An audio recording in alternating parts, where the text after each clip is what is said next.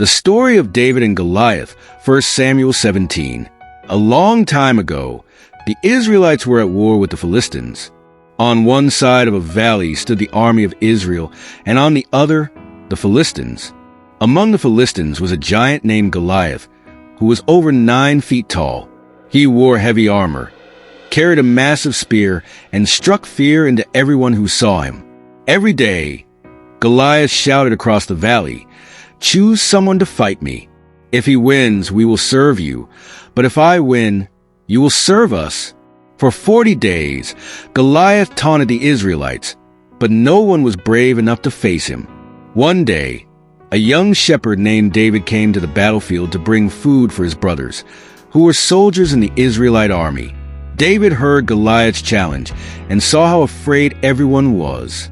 He said, "Why is no one fighting this man? I will fight him. The Lord who saved me from the lion and the bear will save me from this giant." King Saul was doubtful, but finally agreed to let David fight. He offered David his armor, but it was too big and heavy. David chose instead to go with what he knew, a sling and 5 smooth stones from a nearby stream. David stepped onto the battlefield.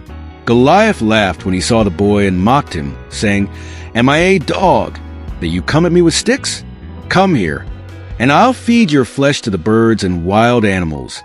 But David replied boldly, "You come against me with sword, spear, and javelin, but I come against you in the name of the Lord Almighty.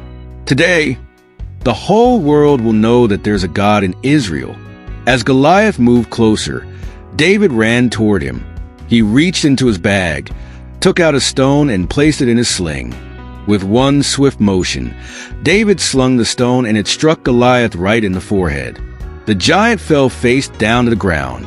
The Philistines were shocked, and the Israelites cheered. David had defeated Goliath with just a sling and a stone. The Israelites chased the fleeing Philistines and won the battle.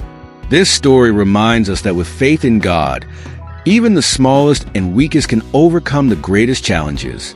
It's not about our strength, but about trusting in His power.